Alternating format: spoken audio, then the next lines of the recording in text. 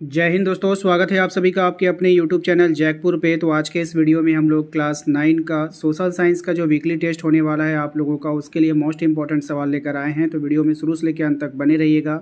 साथ ही साथ यदि आप हमारे चैनल पे पहली बार विजिट कर रहे हैं तो सब्सक्राइब करके बेल आइकन को प्रेस कर लीजिएगा ताकि आने वाली हर एक वीडियो का नोटिफिकेशन आपके मोबाइल पर जाए।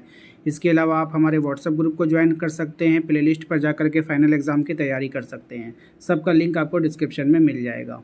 तो यहाँ पर देखिए, सबसे पहला सवाल आपसे पूछा गया, भारत में वोट देने की जो न्यूनतम आयु है वो क्या है। तो भारत में वोट देने की जो न्यूनतम आयु है वो है आपका 18 वर्ष। याद रखिएगा, अच्छा सवाल है आपके एग्ज़ाम के लिए। अगला सवाल है हमारा कि भारत में लोकसभा में उम्मीदवार बनने की न्यूनतम उम्र सीमा क्या है। अब लोकसभा में उम्र तो कितना बनने की है, तो 25 वर्ष। कितना है, 25 वर्ष। ठीक है। अगला सवाल देखिए क्या है हमारा, नेक्स्ट है, चुनाव में मतदान, याद रखिएगा, चुनाव में मतदान रखने वाले एक सूची प्रकाशित की जाती है जिसमें जिसका नाम से जाना जाता है उसको हम लोग क्या बोलते हैं। ठीक है, तो उसको मतदाता सूची बोलते हैं, जिसमें जितने भी वोटर्स होते हैं ना उसका लिस्ट में नाम होता है, जिसका नाम रहेगा वही वोट करता है। क्वेश्चन नंबर 4 पे आइए, भारत में लोकसभा में के लिए कितनी सीटें निर्वाचित की गई है। ठीक है, तो लोकसभा के लिए निर्वाचित सीटों की जो संख्या है वो 543 है। या देखिएगा कितना है, 543, यानी कि 543। चुनाव में उम्मीदवार या राजनीतिक पार्टियों इनमें से क्या कर सकते हैं। तो उम्मीदवार या राजनीतिक पार्टी जो है निर्वाचन आयोग के निर्देशानुसार अपना प्रचार प्रसार कर सकते हैं। ठीक है, चुनाव के दौरान। लोक दल नामक पार्टी का गठन किसने किया था। तो लोक दल नामक पार्टी का जो गठन किया है वो चौधरी देवी लाल ने किया है। ऑप्शन डी इसका राइट आंसर होगा। 1987 के विधानसभा के चुनाव में हरियाणा में किसकी सरकार बनी थी। अब हरियाणा में किसकी सरकार बनी थी, तो ये बना था लोक दल की सरकार। किसका बना था, लोक दल का सरकार बना था। नेक्स्ट सवाल है हमारा कि लोकतांत्रिक चुनाव के संबंध में कौन सा कथन गलत है। अब यहाँ पे बताना है आपको, तो केवल कुछ पार्टियां ही चुनाव में उतरने की आज़ादी है, ये बात जो है गलत है। लोकतंत्र में ऐसा नहीं होता है, सभी पार्टियां चुनाव लड़ सकती है। अगला सवाल है हमारा, राजनीतिक प्रतिद्वंदिता के संबंध में निम्न में से कौन सा कथन गलत है। तो यहाँ पर जो हो जाएगा आपका, चुनाव स्वतंत्र एवं निष्पक्ष होते हैं, ये बात जो है वो गलत है। ठीक है। नेक्स्ट है आपका, भारत में चुनाव कितने वर्षों के अंतराल में होता है। तो भारत में जो चुनाव होगा वो होता है 5-5 साल के अंतराल में होता है। लोकसभा में अनुसूचित जातियों के लिए कितनी सीटें आरक्षित है। तो यहाँ पर जो सीटें आरक्षित है वो 84 सीटें जो है वो आरक्षित है। अगला सवाल है क्वेश्चन नंबर 12 में आइए, कह रहा है लोकसभा में अनुसूचित जनजातियों के लिए कितनी सीटें आरक्षित है। तो अनुसूचित जनजातियों के लिए 47 सीटें आरक्षित है।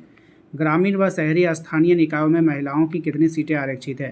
तो यहाँ पर महिलाओं के लिए जो सीटें आरक्षित होती है वो 1/3 सीटें आरक्षित होती है। नेक्स्ट है आपका, भारतीय चुनाव के संबंध में निम्नलिखित में से कौन सा कथन सही है। तो यहाँ पर जो आप कह रहा है कि भारत में चुनाव सार्वभौमिक वयस्क मताधिकार के आधार पर होता है, तो बिल्कुल सही बात है। 18 वर्ष या उससे ज़्यादा उम्र के लोगों का चुनाव में वोट डालने का अधिकार होता है, बिल्कुल सही बात है। जाति धर्म लिंग के आधार पर मतदान के अधिकार से लोगों को वंचित नहीं किया जाता, बिल्कुल सही बात है, हर कोई वोट डाल सकता है। तो ऑप्शन डी इसका राइट आंसर हो जाएगा। ठीक है। नेक्स्ट देखिए क्या है, क्वेश्चन नंबर 15 पे आइए। इसमें कहा जा रहा है आपसे कि चुनाव प्रचार की आदर्श आचार संहिता किसके द्वारा लागू की जाती है। अब ये जो लागू किया जाता है ये चुनाव आयोग के द्वारा ही लागू किया जाता है। ठीक है। नेक्स्ट है, भारत में मुख्य निर्वाचन आयुक्त की नियुक्ति किसके द्वारा की जाती है। तो ये किया जाता है राष्ट्रपति के द्वारा। ऑप्शन डी इसका राइट आंसर होगा। क्वेश्चन नंबर आइए 17 पे, कह रहा है कि भारत में चुनाव प्रक्रिया का संचालन किसके द्वारा किया जाता है। तो चुनाव प्रक्रिया का जो संचालन किया जाता है वो चुनाव आयोग के द्वारा किया जाता है, याद रखिएगा। भारत में चुनाव आयोग को किसके समान आज़ादी प्राप्त है। तो चुनाव आयोग को जो आज़ादी प्राप्त है वो न्यायपालिका के समान आज़ादी प्राप्त होता है। मतदाता सूची का निर्माण निम्नलिखित में से कौन करता है। तो मतदाता सूची का निर्माण जो करेगा वो चुनाव आयोग करेगा। नेक्स्ट है आपका, जो उम्मीदवार बिना पार्टी के चिन्ह के और बिना पार्टी के समर्थन से चुनाव लड़ता है उसको क्या कहते हैं। तो उसको हम लोग कहते हैं निर्दलीय उम्मीदवार, यानी उसमें कोई भी दल में वो शामिल नहीं होता है। चुनाव आयोग निम्नलिखित में से कैसी संस्था है। तो चुनाव आयोग जो संस्था है वो एक संवैधानिक संस्था है। ऑप्शन बी इसका राइट आंसर होगा। क्वेश्चन नंबर 22 पे आइए, कह रहा है निम्नलिखित में से कौन लोकतांत्रिक चुनाव का शर्त नहीं है। तो कौन नहीं होगा, तो यहाँ पर हर व्यक्ति साक्षर हो, ये नहीं है। ठीक है। नेक्स्ट है, भारत में मतदाता सूची के नाम होने के लिए न्यूनतम उम्र क्या होनी चाहिए। तो यहाँ पर जो सबसे कम उम्र होनी चाहिए वो 18 वर्ष। अगर 18 वर्ष से कम होगा तो आपका नाम नहीं आएगा उसमें। चुनाव आयोग के मुख्य निर्वाचन आयुक्त कार्यकाल जो होता है वो उसका कितने दिन का कार्यकाल होता है ये आपको बतानी है। तो 6 वर्ष या 65 वर्ष की आयु जो पहले 6 वर्ष तो हो गया इसका चुनाव आयोग के मुख्य निर्वाचन आयुक्त का कार्यकाल, ठीक है। तो ये जो है आपका 6 वर्ष मतलब कि उसका कार्यकाल है, आपका 6 साल आपको ड्यूटी करना है। लेकिन अगर आपका 65 वर्ष की आयु के पहले ये क्या है कि अगर मान लीजिए आपका 3 ही साल नौकरी का हुआ है वहाँ पे चुनाव आयोग का जो मुख्य निर्वाचन आयुक्त बनाया जाएगा, जो उसका हेड बनाया जाएगा, अगर उस 3 साल ड्यूटी किया और उसका उम्र 65 साल हो गया तो फिर वो रिटायर कर जाएगा, ठीक है। फिर उसको 6 साल काम करने के लिए नहीं दिया जाएगा, यानी कि 65 साल के अंदर होना चाहिए, ठीक है। जब लोग स्वयं शासन में भाग लेते हैं तो ऐसी शासन व्यवस्था को क्या कहते हैं? जब लोग स्वयं शासन में भाग लेते हैं तो ऐसी शासन व्यवस्था को प्रत्यक्ष लोकतंत्र कहा जाता है। अगला सवाल है हमारा क्वेश्चन नंबर 26 में, एकल निर्वाचन क्षेत्र में एक क्षेत्र से कितने उम्मीदवार चुनाव जीतते हैं? तो इसमें जो एक क्षेत्र से जो उम्मीदवार जीतेंगे एक ही, ठीक है।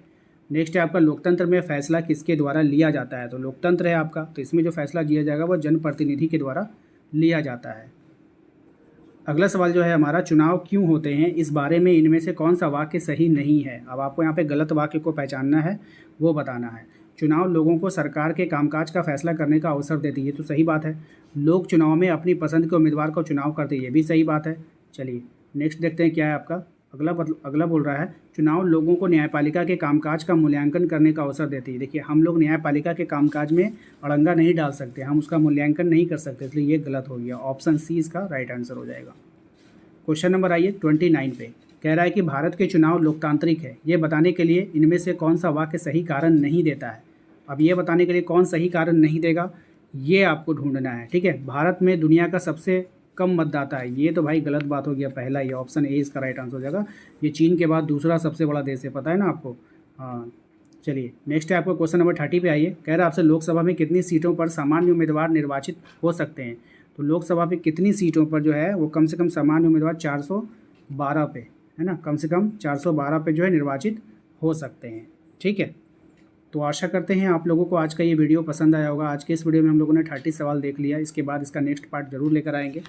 तो वीडियो को लाइक कर दीजिएगा, चैनल पे पहली बार आएँ तो सब्सक्राइब जरूर कर लीजिए। प्लेलिस्ट पे जाइए, वहाँ पर मैंने फाइनल एग्ज़ाम के लिए आपको आज जो है वहाँ पे दे दिया है, सारा वीडियोज़ आपको वहाँ पे मिल जाएगा। जो आपको स्क्रीन पर अभी दिख रहा होगा, कहीं पर दिख रहा होगा स्क्रीन पर कि वो प्लेलिस्ट है, ठीक है। इस पर आप जैसे ही क्लिक करोगे आप अपने सभी वीडियोज़ पे चले जाओगे। वहाँ पे जाने के बाद आप अपने फाइनल एग्ज़ाम की तैयारी अच्छे से कर सकते हो, ठीक है।